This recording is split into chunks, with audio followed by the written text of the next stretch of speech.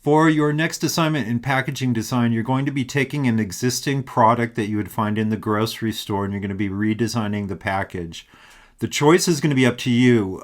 Basically, anything you could find in a grocery store. It could be a kind of large flat rectangle like a cereal box. It could be a tall, skinny box like a pasta box. It could be a short box like a tea box.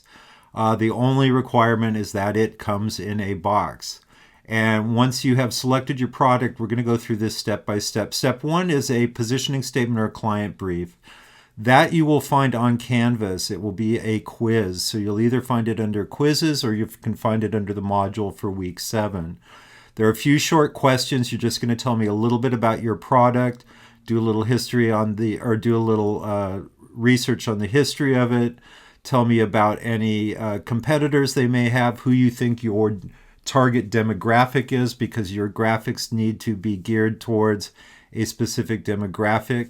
Step 2, research and inspiration, similar to what you did for the label design. Step 3 is actually a two-part part of the assignment here.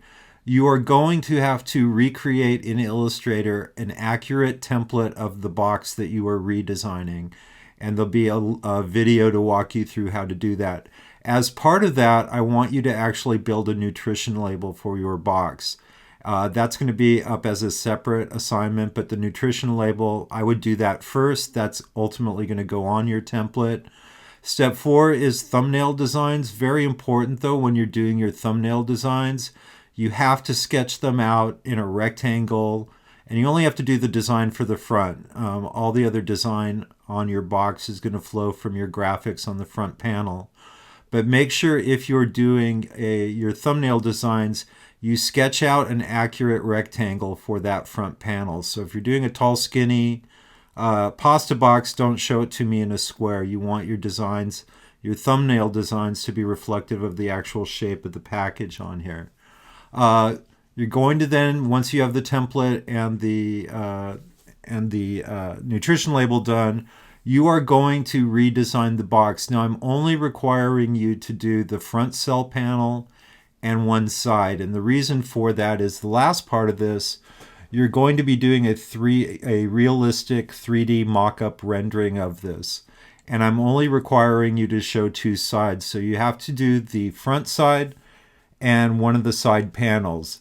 Now, if you have chosen a short box or a smaller box, say for tea, in the three-dimensional render, you're going to also have to design a top for it, because the shorter boxes, you're going to want to be able to show the three sides on it.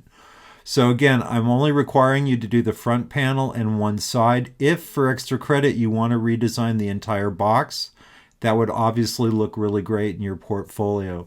Finally, you're going to be doing a 3D render of a mock-up of your new box design. Now, I'm going to give you two choices.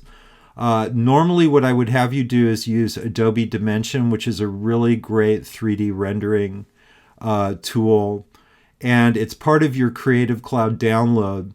The only problem with Dimension is it is a computational hog. It eats up a lot of memory. And one thing I have found is that people who are doing this on maybe some laptops or desktop computer that don't have a lot of memory in it, they're going to get very frustrated with Adobe Dimension. It will time out, it will crash. So I will give you the option to create your 3D render in Photoshop, which will be a lot less stressful. But if you can use Dimension, and I will give you demonstration videos for both softwares, I would at least give it a shot and see if you can make it work. But again, if not, I'll show you how you can render it and make it look believable in Photoshop as well. Regarding type and copy on your new box design, whatever copy is on the existing box, you need to incorporate it in your design. If there's secondary copy or romance copy talking about how great your product is, you must include it. You also must include the nutrition label that you've made in the earlier step. For photography, you can obviously use photography on this, and some of the techniques we used in the second assignment. Now would be a great time to use them.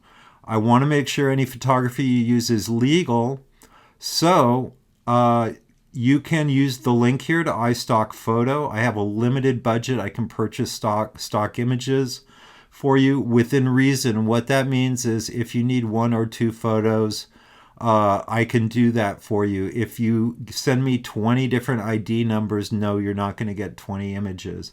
You can also use any images you find through Google, but you need to make sure you screen them through the usage filter to make sure they're legal, and you also need to make sure they're going to be large enough so they're not going to be bitmapped or pixelated in your design. For extra credit, again, if you want, you can do the total number of panels on your box. For most of you, that'll be 6 panels, which would be the other side, the back, and the top and the bottom. Or if you'd like to do an alternate design, an alternate redesign, something that's a completely different look from your first design, you can do that as well. The relative due dates you can see at the bottom of the assignment sheet. They'll also be up on assignment, so you can see what the due dates are there.